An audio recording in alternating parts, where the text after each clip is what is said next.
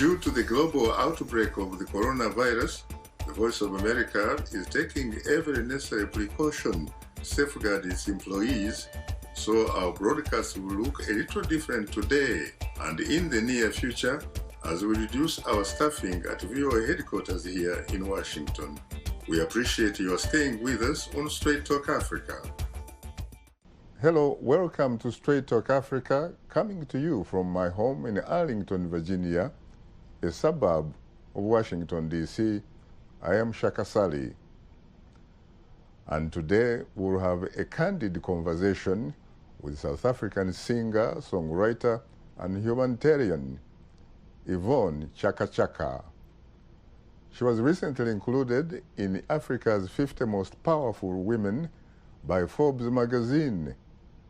Joining us from her beautiful home in Johannesburg, otherwise known as the City of Gold, is the legendary, iconic South African singer, songwriter, and Pan-African humanitarian icon, Yvonne Chaka Chaka. Well, Sister Chaka Chaka, I have to say that I'm profoundly honored and exceedingly humbled to have the opportunity to host you on this special edition of Straight Talk Africa for the first time. I'm the one who's very, very humble. This is one of my favorite programs. Thank you and your producers and everybody who made sure that I become part of this program. Thank you very much for having me. Thanks to you, thanks to your team, and thanks to all the people who are sitting and watching. I'm glad that the feeling is mutual. Yes. As we were chit-chatting before the show, we talked about how the first and last time we met in person was in New York City, 2014, at the African American Institute annual gala, where you played the incredible opening music, and I happened to be a very modest moderator of the day. And among the panelists, of course, was then President of the Ivory Coast, Alassane Ouattara. Well, you are modest, but I just want to tell everybody that you did Africa very proud, you know, to be one of those moderators there. And I think everybody was starstruck because they all met you there. And it was a great, great evening, really, and a great function for that matter in New York, having all the Africans meeting together there. You are so kind, you know, Yvonne Chaka Chaka. First of all, how did you in fact become Chaka Chaka? Because the last time I checked, when you were born in Soweto, southwestern town of Johannesburg, where I have been and in fact had lunch in the Madiba restaurant, you were known as Yvonne Machaka. My real surname is Machaka. I'm a North Sotho. My mother is a Swazi. My father is a North Sotho. And he comes from the royal family of Bapedi, Batokwa. And when I started singing, you know, the guy who found me, Phil Hollis, as a 19-year-old, I just finished university, and they were looking for somebody to sing the song, I'm in Love with the DJ. So I found myself at the right place at the right time when I was supposed to have gone to university to enroll, to study law, which was what my mother wanted me to do. And the guy said to me, your name is Yvonne Machaka, but that's very long. We want to make you a star. So let's change the name. And I had no clue why he wanted to change my name. And he said, okay, Chaka Chaka, Machaka Chaka. You know, he played with this Chaka, you know, Machaka. And until the whole office said, you know what, she's young, she's feisty. And so Yvonne Chaka Chaka would be easier because Yvonne Machaka it's long, you know, and We want something that is very attractive. And as a 19-year-old coming from the townships, not understanding what marketing was, I was very upset. But, you know, cut the long story short, Yvonne Chaka Chaka, after 35 years, is sitting right here, you know, on the Voice of America. You are most welcome. I have to say, Sister Yvonne Chaka Chaka, that when you mentioned your debut album, I Am in Love with the DJ? Yes. Mr. DJ. I'm in love with the DJ.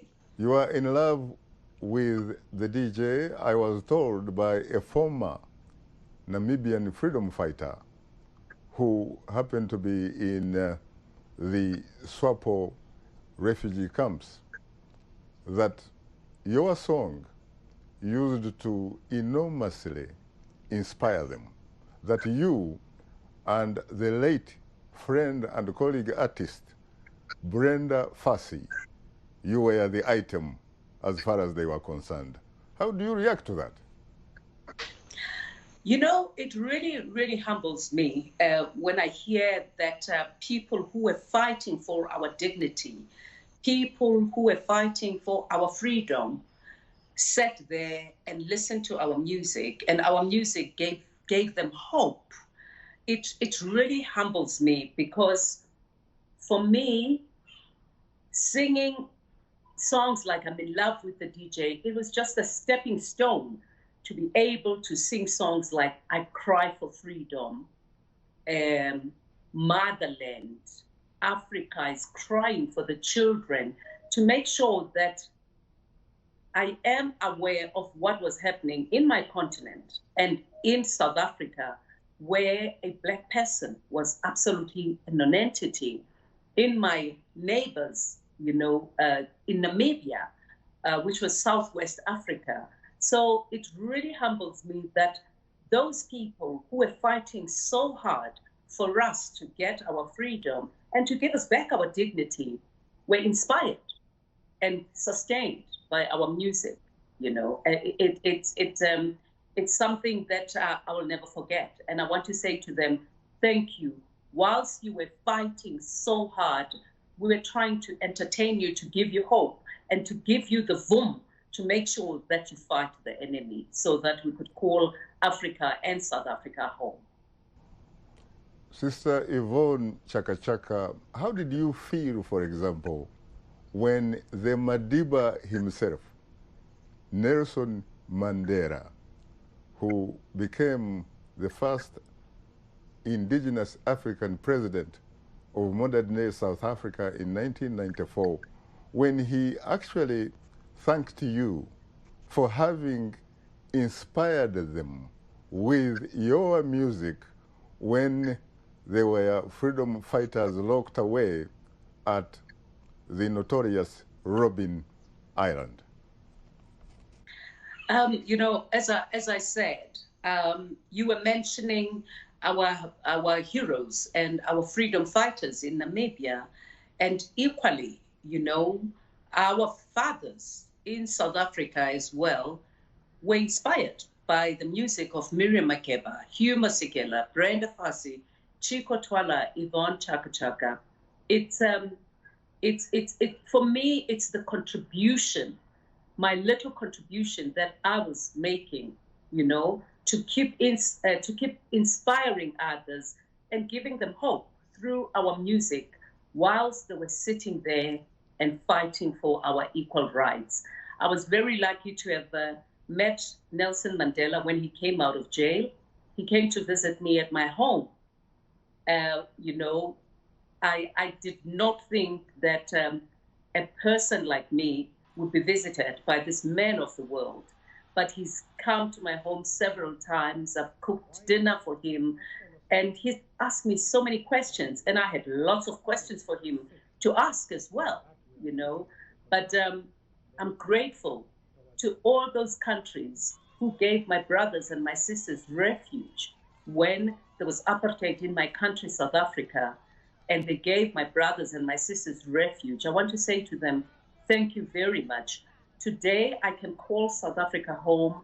I've been given back my dignity, and I am a proud South African. Yvonne, when you say that the great Madiba would stop by your beautiful house and you would get the honor to cook him or to cook for him a dinner, what sort of food, what sort of dinner would you make for the great Madiba? What did he in fact like? What type of cuisine? The very first time Madiba came to my house, I was at university, and my husband came to fetch me to say, we've got an appointment with Madiba. And I thought, okay, my husband's coming to class and I'm in class. What's wrong? And he said, we had a call during the day. We've got a visitor. And I said, the visitor can wait. I'm in class. I've got lectures. And he said to me, we have to go home, I said, but I've just come in. And he said, you have to go and cook. Somebody's coming to visit us. And it was Madiba. And we just prepared our everyday meal, And he ate with us, because I thought I wasn't ready to cook, and go to the shops and buy. But he said, whatever is there, I will eat. He enjoyed his red glass of wine. That he really, really enjoyed. But he wasn't very fussy. He ate whatever was there that was prepared and cooked on that particular day. So that's when I thought, this is an amazing man for real. Did he eat the South African favorite? I mean the South African, indigenous African favorite meal, which is known as pap, which they call ugari in East Africa. He did eat the pap that we had cooked. And I think on that day we had cooked pap, and I think with cabbage and I think boerewors, and so I tried to augment and get salads and get other things, but he just ate. He said whatever is there, and it was before he became a president, for that matter. And my kids who were young kept on sitting on his lap, and asking him, do you want sugar? How many teaspoons? And I kept on saying to them, trying to wave to them to say, no. And I mean, for them, they just saw this old man, and they were coming with coffees and teas and asking, do you want sugar? And Madiba made you feel so special. Every time you were with him, you would think you are the only person in his life. Very interesting. Yvonne, how did you evolve into an artist that used his magic as an agent for social change? Well, I guess every artist, whether you are an artist who draws or makes pottery or writes or an actor, when you are an artist, you are telling other people's stories. So I just believe that as a South African, obviously, because there were so many atrocities happening in my country, when I was given this platform to be able to sing, I thought it is a great platform to tell my story. And what better way to tell your story than in telling it in a song? So for me, from singing I'm in love with the DJ, to singing songs like From Me to You, I cry for freedom. Africa is crying for the children. Nabahamba bazobuya, which means those who left and went into exile will come back home when the time is right, because they were there fighting for us. And indeed, they did come back with a bang. They actually did. They came back. Some of them didn't even get to see the freedom. Some of them died in different countries. Some of them died in jails, people who were incarcerated for wanting equal rights, for wanting freedom, for saying we are all human beings. But today I look back and I say, I am a proud South African. I only wish that everybody could have, a roof over their head. I wish everybody can access good education. I wish everybody can have medication. I wish young people can go to school and get education and empower themselves. Those are the things that we still fight for them for in Africa. Africa is a great continent. This is not the dark continent. Africa is not for the dying ones and the crying ones. This is a beautiful continent that needs good management. If I hear you correctly, Yvonne Chaka Chaka, it seems to me that you are really talking about the need, and perhaps as someone would have said, the fierce urgency of the need for social, economic, political, cultural justice for all Africans. Well, I really believe in this beautiful Africa, and I wish Africa can benefit all those who live in it. It's sad when I see the brain drain. It's sad for me in this day and age when we talk of Agenda 2030, when we talk of Agenda 2063, we need to clean up now. Because if we don't, we'll be judged by the next generation. When we talk about the SDGs and the Millennium Development Goals, which were 8, and now with the 17 SDGs, we need to make sure that no one is left behind. And Africa has more young people, but are these young people given the tools to be able to fend for themselves? Is the platform, conducive for young people to be able to do things for themselves? It's not yet Uhuru, but we must make sure that in our lifetime, our children see the light at the end of the tunnel. So you read that wonderful book written by Kenyan Pan-Africanist, the late Jaramogi Oginga Odinga, father of former Kenyan Prime Minister Raila Odinga, not yet Uhuru. Well, Raila and his wife are very good friends. I call them my brother and my sister. But I think, it is time that people don't just sit back or people fold their arms. We need to make sure that each and every one of us makes sure that we do good. We make sure that we pave the way for our children and those who are coming after us, because those who came before us, they fought so hard for this Africa, and I don't think we are there yet. But Africa will change, and Africa must change for the good. Who is your hero? Who is or was your role model? And I'm really talking about who was the first person or first people to lend you their shoulders in order for you to climb on those shoulders so that you could see a little further than them? I have lots of people really that I look up to, many. But my immediate hero was my mother. My late mother was my everything. Mm-hmm. My mother was not that educated, but I think she was ahead of her time. I've got 2 elder sisters. I'm the last one in the family. Mm-hmm. And when my father died at the age of 11, I was 11 years old. My mother was a single parent. And because during apartheid, as a Black woman, she wasn't supposed to own the house. The white government took the house from my mother, and we ended up staying in the white woman's backyard where my mother worked as the domestic worker. Right.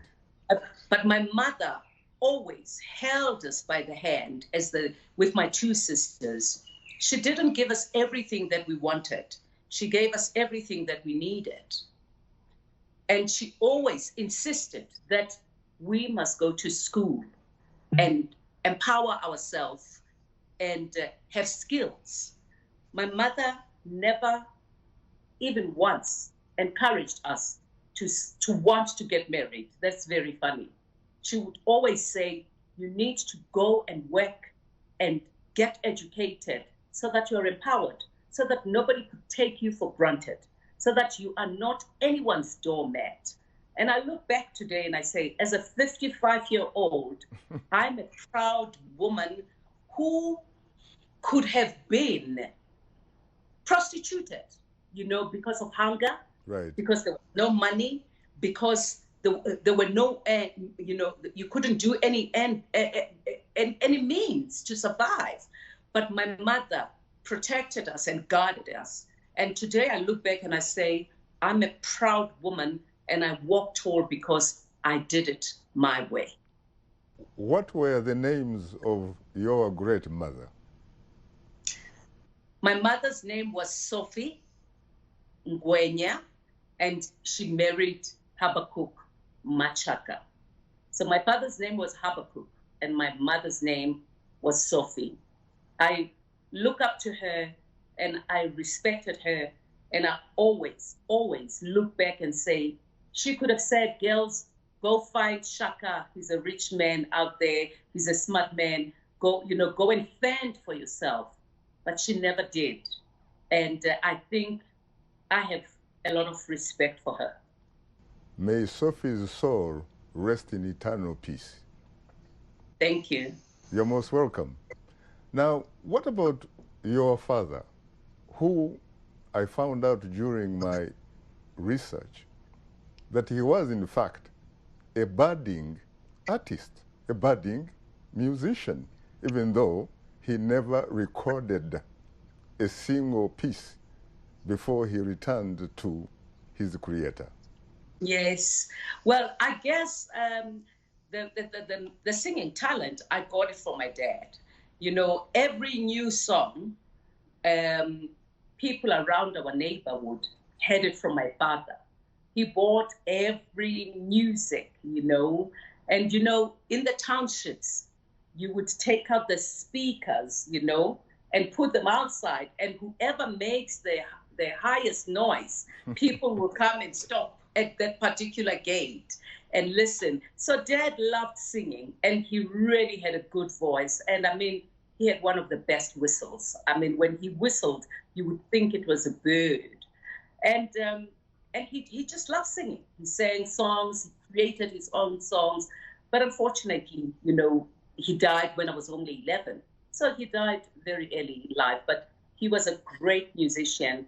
I mean, songs from Mahalia Jackson, Roots, Quincy Jones, even Neil Diamond, for that matter. He bought all that music and he kept it. Very interesting. Is that where perhaps you got your first interest, your first lessons towards becoming an artist in your own right? And is that where, in fact, you probably got your first lessons that helped you to become a socially and politically conscious individual? Well, I guess, every child in Soweto was real conscientized. We knew that the system was wrong. The system was incorrect because we were not given equal rights. We were not given quality education. There were schools in town for white people. Black people were only in the townships. There were no recreational centers for Black people. Other townships did not even have libraries, for that matter. I mean, a library is a place where if people make sure that they want to make you not think, they will hide books from you. So most of the townships did not even have libraries where young people could just go, take a book, do research, read, and things like that. So, you know, I think as a young person who wanted to better her life, who wanted to be better than her mother. My father was a driver, by the way, of a company, and my mother worked as a domestic worker. Mm-hmm. So you always had to really fight very hard to be able to acquire knowledge, to do research, to read more, so that you expand your horizon. So I think every Black child, I'm grateful to those who came before me and fought in 1976, fought for good education. You know, why were we forced as young Black people to study in Afrikaans, which was not our language? So I'm grateful to those who came before me and really fought very hard for good education and for people to be literate in their mother tongue or to speak another language which was acceptable. So I guess every young child in Soweto was so conscientized. You knew that things were wrong, and we had to fight very hard. So that put us in a position of not sitting and fold our arms and say everything was okay. In a previous interview, you told a journalist that you became an artist because of your father. You basically had to get an opportunity to complete your father's unfinished business. Is that correct? Well, I think music found me. You know, music was, because my dad had such a great voice and he sang, but he did not make a living out of music. And even my mother, when I started singing, she was not impressed at all.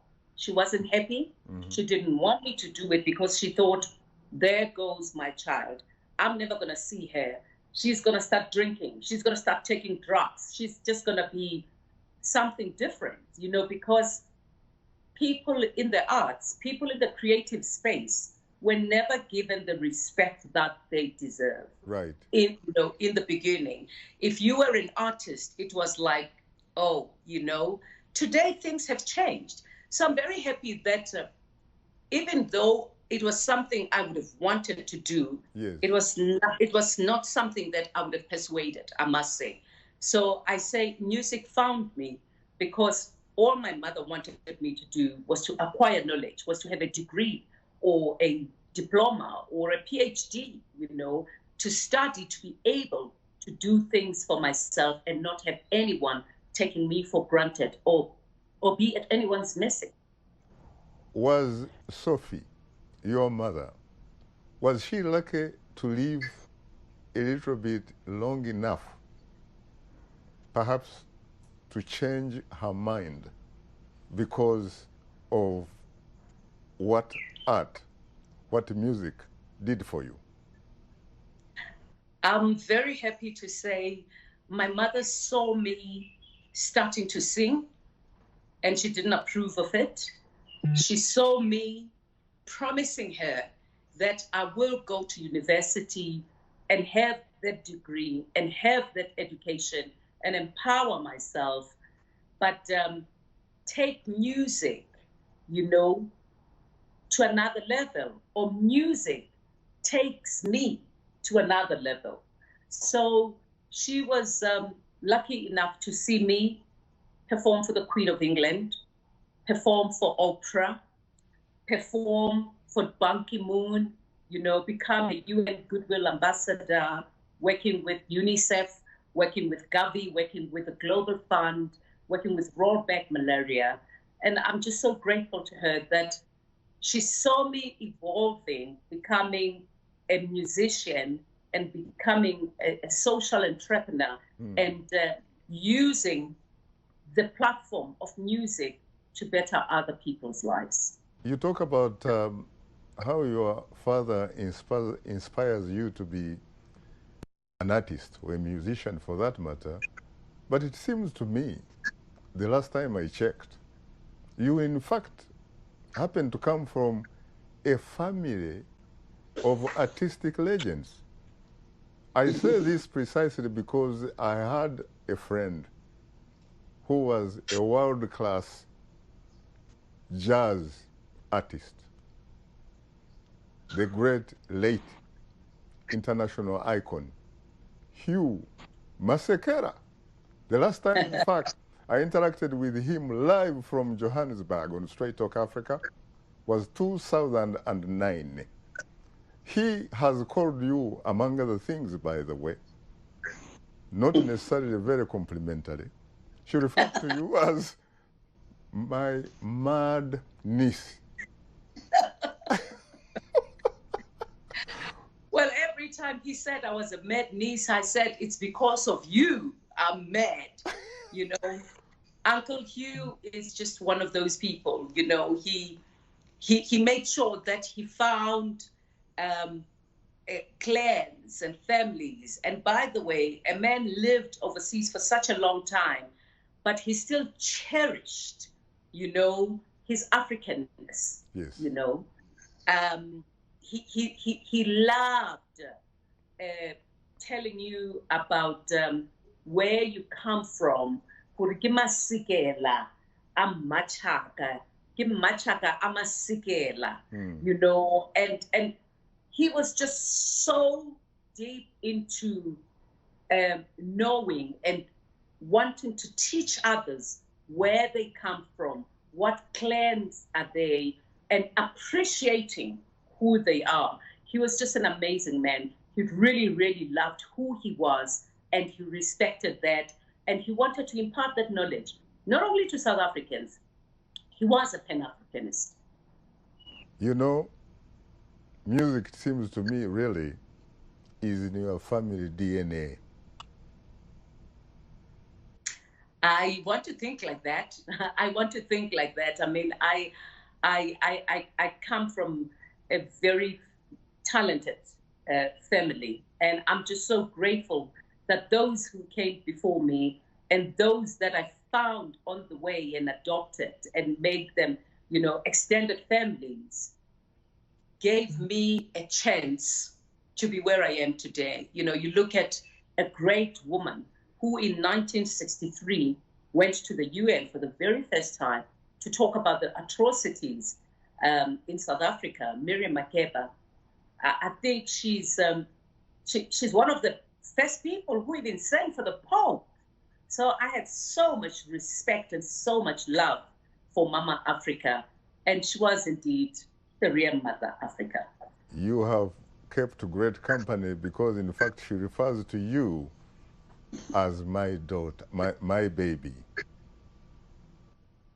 I was very lucky to have met Miriam Makeba in 1987.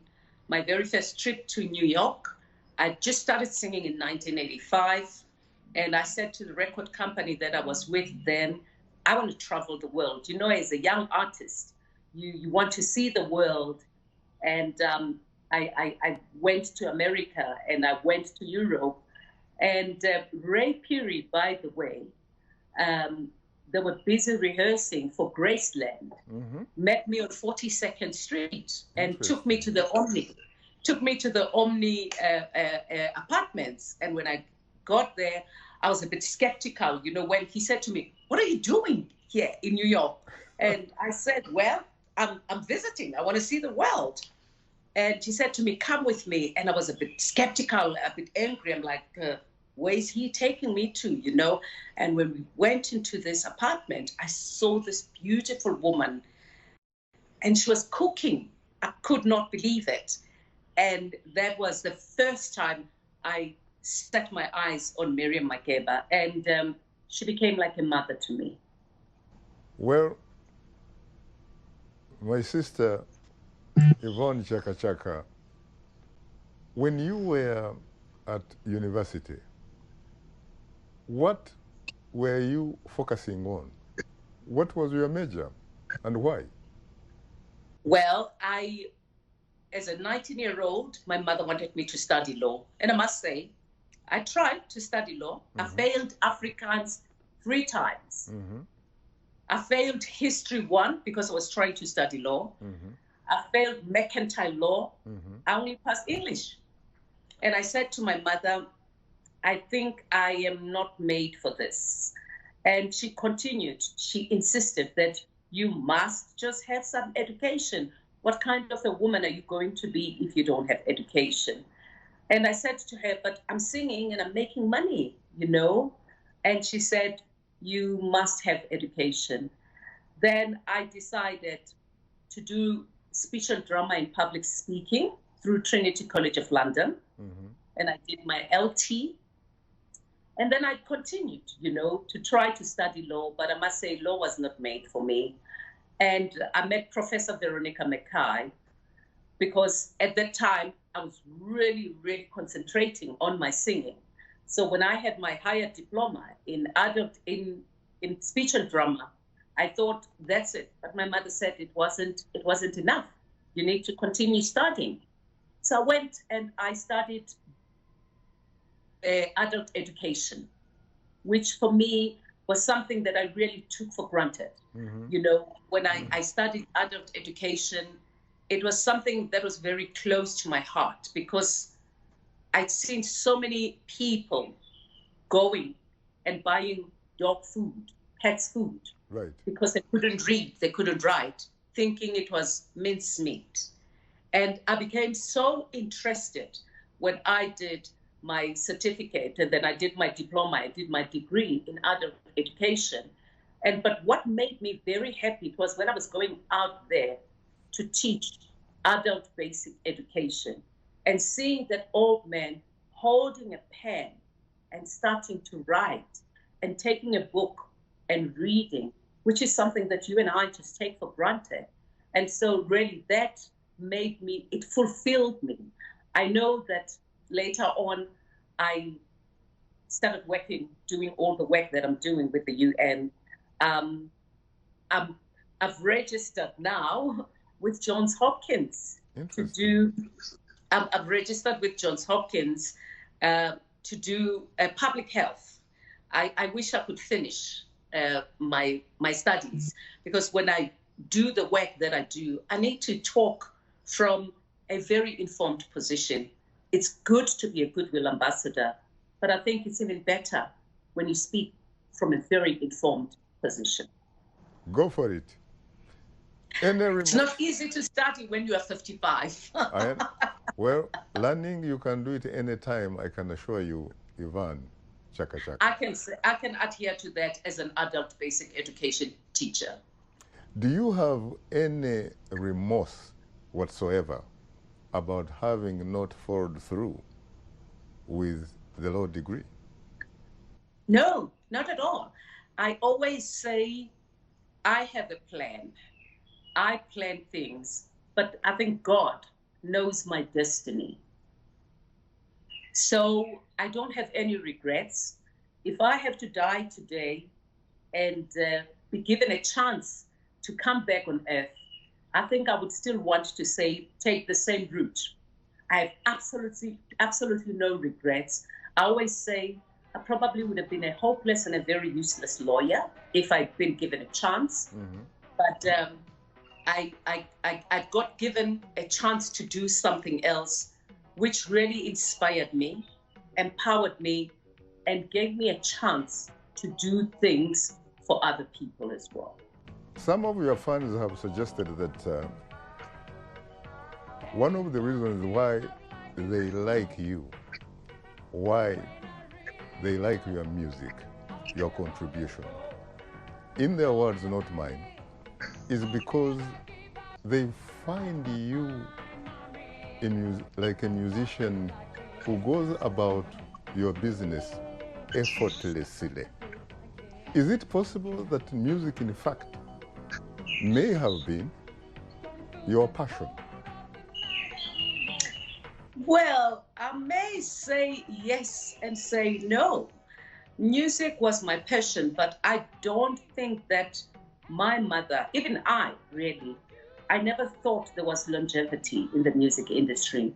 I guess even when I was singing and making money at that time and getting very, very popular, at the back of my mind, I knew that if I acquire knowledge, if I have education, no one will ever take that away from me because fame comes and goes. you know, what goes up must come down. Correct. So for me, I was very scared of being popular in 1985, 1986, 1987. I wasn't even sure that Yvonne Chaka Chaka would be popular in 1988, 1989, let alone 2020. So I thought, okay, if I sing, make money now, become famous, if it doesn't work, you know, I've got my, public speaking and my speech and drama diploma, and I've got my adult education degree. I can go and get work somewhere, you know, or do something else, or just go and have my honors or my master's or my PhD in education. Because for me, really, I like education. I think when people are educated, people are empowered. They can do things for themselves. You know, they won't be able to sit there, or they won't have anybody twisting their mind or just taking them for granted. So really, I think, music found me. And I'm very, very happy that I was able to use music to do all the things that I do today. There is, of course, a saying that in life, the only constant is change. Society is not static, and so are people. Absolutely. You know, you have become incredibly famous. As I crisscross the mother African continent, you may be surprised, perhaps, or interested to learn that I have run into several mothers who are so proud that they have in fact named their daughters after your names. Their daughters are named Yvonne. And you say, how do you name Yvonne? How does she become Yvonne? You say, because of Yvonne Chaka Chaka. How does that feel? It really, really humbles me. You know, I know I've met a couple of Yvonne Chaka Chakas with their surnames in Tanzania. Yes. You know, in Uganda. Uganda, yes. and I have met some even in Nigeria and Ghana. Exactly. You know, I haven't met them in Nigeria, but I know I've had parents coming to me in Uganda and in Tanzania and in the DRC saying, my daughter is Yvonne Chaka Chaka Kowemba or Yvonne Chaka Chaka. And I'm like, so why do you give them Chaka Chaka as well? Yes. But really, for me, it really humbles me. And I want to always say thank you, you know, for the life that I've been given. And I never stop thanking God for my life, because I cannot sit here and say everything that I have is because I'm smart or I'm clever. I'm being given this chance to do good. And it's my duty to make sure that I walk the talk and do good, because it's a platform that one has been given. And I want to say to those parents, thank you very much. Obviously, most parents give their children the names because they're inspired by something, you Correct, know. correct. I know lots of Mahalias, because Mahalia Jackson Yes. was a great musician. I know lots of young people, their mothers gave them names Miriam because of Miriam Makeba. So it's because I found other people who came before me, who've done such good work, who've paved the way, who've inspired others. And so I just came in after them as well. I find that doing some homework about you, you really wear many hats, almost at the same time or simultaneously. And yet, the last time I checked, there are only 24 hours really in a day for all of us. Where do you find the time to do that? Well, I always say, when you are given with the time, when you are given the platform, when you are not sick, when you are not ailing, when you don't have pain, it is important to do good and even do good even better, because your time will come when you have to rest. When you're in your coffin, you're never going to be able to do anything. So when you are given the time to shine, when you're given a time to hold others, Yes. and lift them, when you're given a time to empower others, Yes. whether it's in a classroom, whether it's in a boardroom, or going out into the communities and just sharing ideas, or giving out sanitary pads, giving out food to those that need them, I think it's a very good thing. There are women and men out there who don't have names, who are not famous. We do have names, by the way. Our parents gave us names, but it's the society that would say, "Oh, Shaka is a famous a presenter," or Yvonne Chaka Chaka, or Beyonce, or we all have a purpose here. And I do respect people who are famous for doing all the good work, really, that they do. But there are people out there who do not have the platform that you and I have, and they do enormous work. So each and every one of us, really, as I said, have got a purpose, and we all do good in different ways. Do you agree with some who say that as an individual, you can probably run very fast and probably even break a world record, an Olympic record, a Commonwealth Games record, an African record, but that together we can, in fact, get very far or go very far? I think it's the truth. On your own, you can run fast. You can run very, very fast and reach wherever you want to go to. But if we run together, we would go very far. And it will show that we are a close-knit family. We're looking out for one another.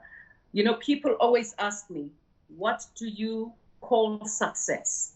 I always say, you can't sit there as Shaka and say, I'm successful, I'm famous, when your neighbors do not have, or when your community is not empowered, when your community don't have.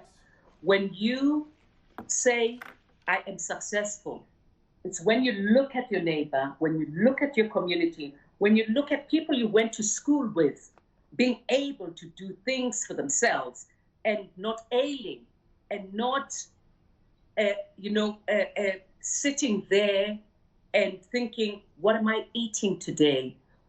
Where am I going to sleep? I don't have a roof over my head.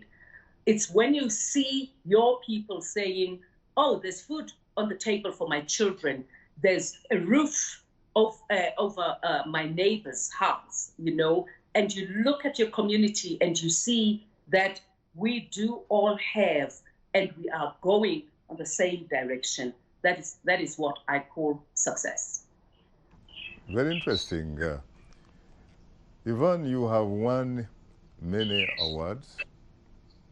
You have done so many different things. One of the awards that you actually won was at Davos, World Economic Forum, very prestigious globally. You are the first African to do so, first African woman to win the Crystal Award. What does that mean to you? When I went to Davos for the very first time, and I've been going to the World Economic Forum in different countries, obviously, in Cape Town or in South Africa. It's only now of late that, they had one in Rwanda, one in Nigeria, one in Tanzania. I was very, very humbled, I must say, because I'm a musician, but I use my platform to learn, to impart my knowledge, and to expand my horizon. So for me, it all started in my music, with my music. And when I became the UNICEF Goodwill Ambassador and worked with Rollback Malaria as their global Goodwill Ambassador with Youssou N'Dour and Princess Astrid of Belgium. Right. And thanks to Professor Awa Kulsek, who was the head of Rollback Malaria at the time. When I was asked to be a UNICEF Goodwill Ambassador, I just did not want to come as this famous person and just give out a check and go. I wanted to go to the field. I wanted to see what were these women going through, whether it was problems or wanting to solve problems, and going to hospitals to see if there was shortage of medication, why there was no medication, or things like that. So I wanted to be an active citizen. I wanted to be a present Goodwill Ambassador, learn what people's problems were, but I think above all, sit there and listen to them, because when people tell you about their problems, they want to say to you, these are our problems, but please do listen. And when you come to us with help, do empower us, do help us, because people do not want a handout. People want a handout. Yeah. So I really learned from all of that. And I guess whilst I was doing all that work, wanting to learn, wanting to listen, and wanting to help where I could, other people were watching. And the World Economic Forum is one of those platforms that really does a lot, you know, in the space of philanthropy, in the space of business, in the space of, you know, talking to different people and doing different measures, whether it's about health, education, infrastructure in different countries, and all those things. So I was very, very humbled to receive the Crystal Award in 2012 from the World Economic Forum. And I still want to say thank you to those people who recognized the work that I did, appreciated what I did, and gave me a chance to be able to work even harder and continue doing the work that I do. Tell us about your incredible music by the name Umkomboti. What is the significance of Umkomboti? A name, it seems to me, derived from an indigenous African beer? I must say that, you know, Umkomboti became one of those songs that made me famous, you know, worldwide. It was very funny because the album that we made, I think it was on Thank You, Mr. DJ, for playing my song, right, which became a very big hit. And Umkomboti was actually the last song on the album. It was just to fill up the album and make sure that there's 8 tracks. And it turned out to be one of the famous songs, and it became very big. The song was written for me by Artie van Wyk and Chico Twala. I just sang the song. I just loved the beat, and we came up with the words, and we thought, let's sing about Umkomboti, which is an African beer. Made out of what? Out of maize or corn? It's made out of corn. Interesting. That's like what is called in East Africa, in Uganda, kwete. Oh, okay. I wouldn't know. And it's called chibuku. It's called chibuku in Zambia and what have you. Yes, exactly. So, you know, in fact, Umkomboti, it's quite nutritious as well. You know, it's quite nutritious. And for me, the significance of drinking Umkomboti in a calabash, you know, when you shake that calabash and you drink it, and you pass it on to somebody else. For me, that showed Ubuntu. to say we can drink from one cup or we can drink from one calabash because we are one, we trust one another, and because we are Bantus, we've got Ubuntu. So it's really a reflection of the Bantu African culture of extended relationship. Absolutely, no doubt about that. I have your back, you have my back. You have my back, exactly. Let's go to Uganda. You told me before we got into the show that it happens to be your most favorite country. Is that it still is. It still is. Well, I guess why not? Because after all, the Ugandans dubbed you the Princess of Africa. Webala nnyo. Oyogera Luganda nyabo. Msibye mtia abantu abalungi. I like that. By the way, before I forget, is it true that you were, in fact, deported from Uganda last December? I don't think I was deported. I decided to leave. In fact, the promoter owes me my money. I want the promoter to pay me my money. Who is that? A company which was called, I can't even remember the name of the company, but the guy who invited me, his name was Junior. Abitex. Abitex was the company. If the managers of the company were watching this show, could you please look straight in the camera and tell them exactly what you think they need to do?